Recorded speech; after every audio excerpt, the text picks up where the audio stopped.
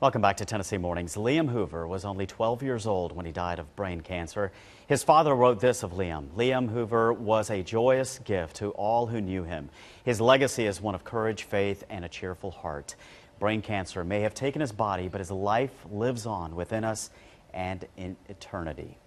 Joining us now this morning is Dr. Brad Hoover, Liam's father. Dr. Brad Hoover and his wife Michelle here started the Hoover Hope Foundation in Liam's name, an annual fundraising event to help other sick children, which includes a bike ride and a running race, and they've got one coming up here November 3rd. Thank you so much for being with us. We appreciate it. Thank you. I know this is difficult to talk about. It's been 7 years since Liam passed. I know there's not a day that goes without you guys not thinking of him. First of all, what were the symptoms that Liam had when you first knew right away?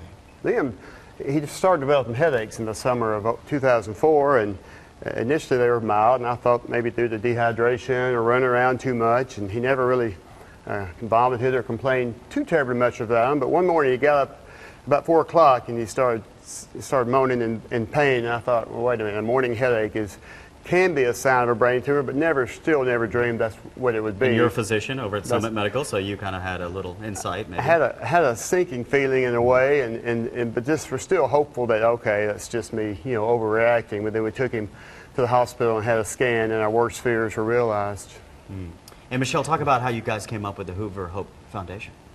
Well, sorry, I got a little laryngitis, but I just read a quote recently that you can transform your pain or you will transmit it. And so the way for our family to cope with such a horrific loss was to start the foundation. So with the support of our community of friends, we put on our first run almost 8 years ago. And it was a great way for us to give back to the 2 hospitals who were instrumental in treating Liam, St. Jude and Vanderbilt Children's.